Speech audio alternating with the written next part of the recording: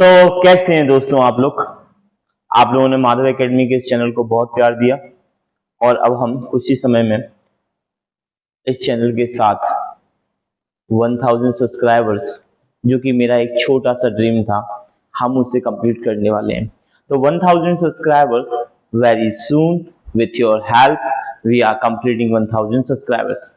Okay, आज मैं आया हूं और आज मैं आप लोगों के लिए एक नया टॉपिक लेके आया हूं। उस टॉपिक का नाम है डिसोल्यूशन ऑफ फर्म। शिवलाल या फिर किसी भी अकाउंट की बुक में ये रिटायरमेंट के बाद में आता है। तो इसमें हम लोगों को जानना होगा कि आखिर डिसोल्यूशन ऑफ फर्म क्या होता है।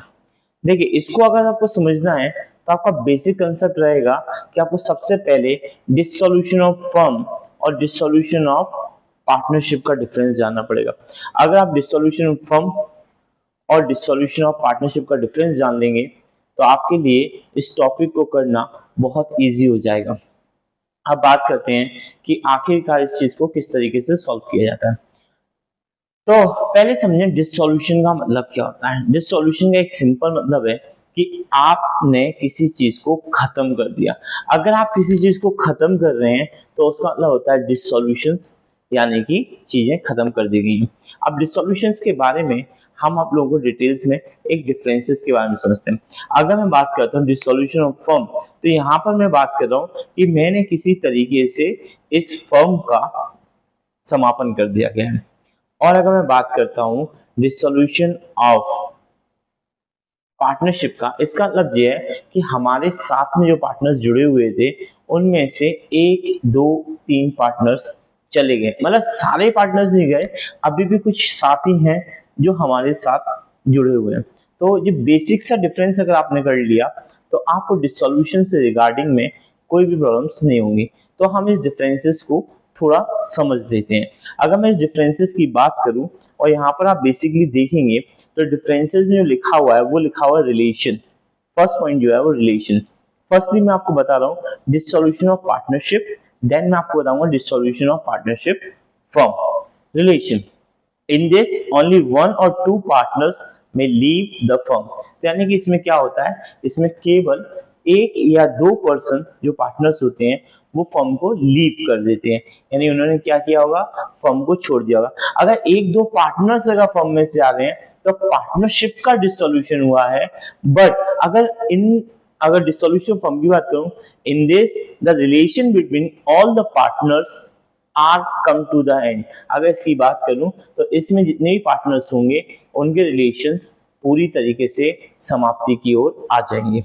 अब बात करता हूं क्लोजर ऑफ द बिजनेस। ऐसे क्या कंडीशन रहेगी जहां पर क्या पार्टनरशिप के डिसोल्यूशन पर या फिर फर्म के डिसोल्यूशन, इन दोनों में से कौन सा डिसोल्यूशन होता है जहां पर हमारी फर्म का में सारा बिजनेस क्लोज हो जाएगा। देखिए, पार्टनरशिप ऑफ फर्म में क्या लिखा है, the closure of the business is not essential in the dissolution of partnership. यानी पार्टनरशिप के बंद होने पर बिजनेस बंद नहीं होता है। पार्टनरशिप के बंद होने पर बिजनेस बंद नहीं होता है।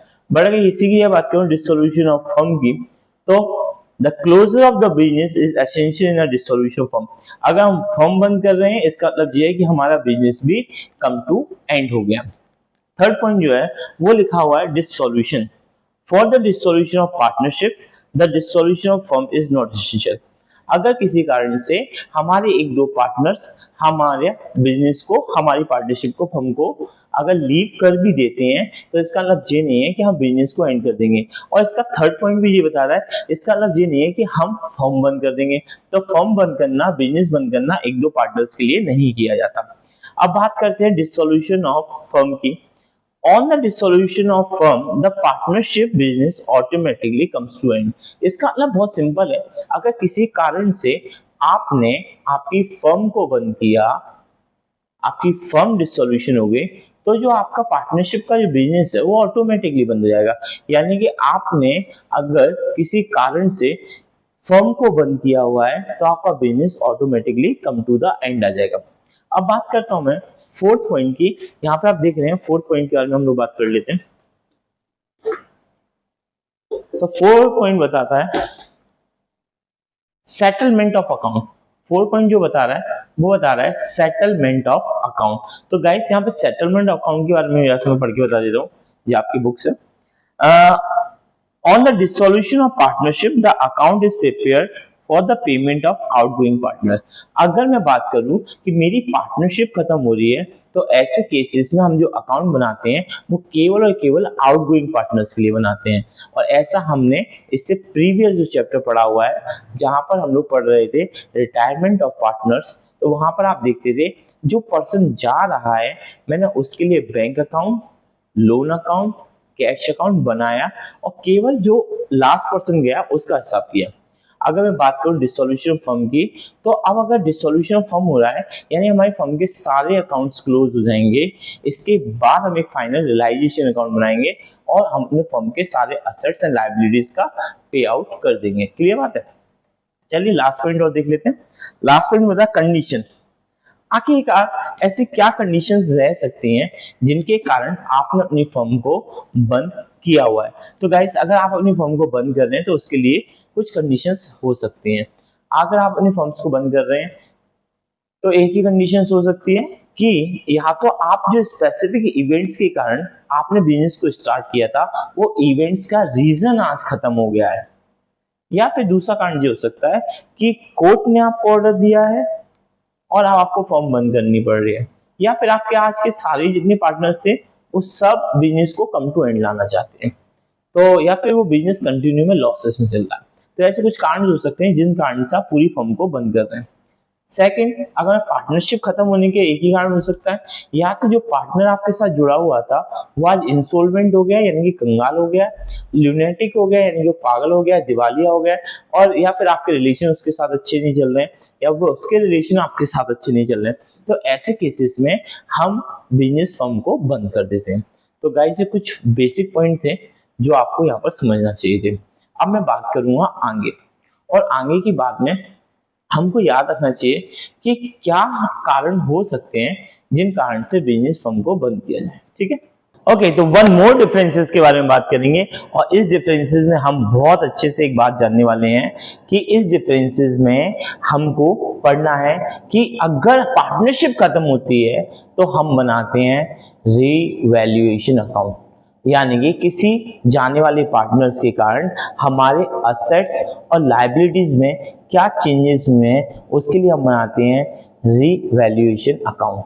और अगर किसी कारण से हम अपनी फर्म को बंद कर रहे हैं तो हम बनाते हैं रीवैल्यूएशन अकाउंट। तो एक क्विकली हम रीवैल्यूएशन और रियलाइजेशन अकाउंट का एक डिफरेंस देखेंगे। तो गाइस स्टार्ट करते हैं। टाइम ऑफ द प्रिपरेशन, आखिर क्या वो क्या टाइम हो सकता है जिस टाइम पर आपको रियलाइजेशन अकाउंट या रिवैल्यूएशन अकाउंट बनाना पड़ा होगा। तो गाइस यहाँ पे आप समझिए, मैं पहले बताऊं रियलाइजेशन अकाउंट के बारे में। Realisation account is prepared at the time of dissolution of partnership firm. अगर किसी कारण से आपकी फर्म बंद हो रही है, रियलाइजेशन ऑफ फर्म आ रहा है, आपकी फर्म बंद हो रही है, तो ऐसे केसेस में आप जो अकाउंट बनाएंगे उसको बोलते हैं रियलाइजेशन अकाउंट। दूसरा जो केसेस है जहां पे हम रिवैल्यूएशन अकाउंट समझ रहे हैं, और रिवैल्यूएशन अकाउंट हम तब बनाते हैं जब revaluation account is prepared at the time of admission, retirement and the death of the partner. तो रिवैल्यूएशन अकाउंट हम जिन 3 चैप्टर्स में बना के आए हैं वो कारण हो सकते हैं कि हमारा जो पार्टनर है उसको हमने किसी नए पार्टनर का एडमिशन लिया है, उसकी डेथ हो गई है या उसने रिटायरमेंट लिया है। ऐसे केसेस में जो हम अकाउंट बनाते हैं वो अकाउंट हमारे लिए होता है कौन सा? वो अकाउंट हमारे लिए होता है रिवैल्यूएशन अकाउंट। नेक्स्ट जो है ऑब्जेक्ट, आखिरकार आपका क्या ऑब्जेक्ट है, क्या उद्देश्य है जिसके लिए आप रियलाइजेशन अकाउंट या फिर रिवैल्यूएशन अकाउंट बना रहे हैं। फर्स्ट मैं बताऊंगा realization account. It is prepared to know the profit और the loss after the realization of assets and the payment of liabilities of firm.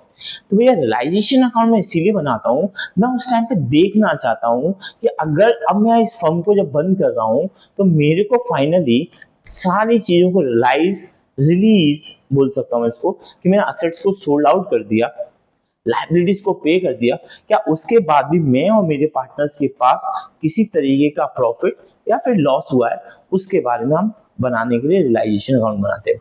Next जो बात हो रही है revaluation account. It is prepared to revalue the assets or liabilities of the recruitment, retirement और the death of the partner. तो revaluation account हम तब बनाते हैं जब किसी पार्टनर की डेथ या रिटायरमेंट या फिर एडमिशन ले रहे हैं। अब बात करते हैं थर्ड पॉइंट की, और थर्ड पॉइंट है मेथड। तो गाइस आपको मेथड बहुत अच्छे से पता होना चाहिए अगर आप रियलाइजेशन अकाउंट बना रहे हैं। इसका मतलब ये है कि आप रियलाइजेशन बनाते टाइम पर अपने सारे एसेट्स, अपनी सारी लाइबिलिटीज और कुछ चीजों को छोड़ देते हैं। वो सारी चीजें लाकर हम क्या करते हैं कि फर्म के पास रखते हैं और फर्म से डिसाइड करते हैं इन सबको बेचने के बाद, लाइबिलिटीज को पे करने के बाद हमारे पास क्या बचेगा, उसको हम बचे हुए पार्टनर्स प्रॉफिट और लॉस जो भी होता है उस रेशियो में हम डिवाइड कर लेते हैं।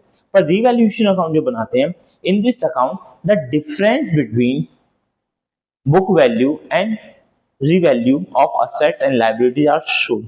इस जब हम रिवैल्यूएशन अकाउंट बनाते हैं तो आपको बहुत अच्छे से पता है कि अब रिवैल्यूएशन अकाउंट बनाते टाइम पर अगर किसी असेट्स की वैल्यूएशन बढ़ रही है या लायबिलिटीज हमारे ऊपर कम हो रही है तो हम उन चीजों को क्रेडिट में लिखते हैं, और अगर किसी कारण से हमको उस चीज का लॉस हो रहा है, उसका बर्डन हमको उठाना पड़ रहा है, या हमारी स्टॉक की वैल्यू पहले से कम हो गई है, हमारी बिल्डिंग की वैल्यू, हमारी लैंड की वैल्यू अगर पहले से कम हो गई है तो हम उन चीजों को डेबिट में लिखते हैं।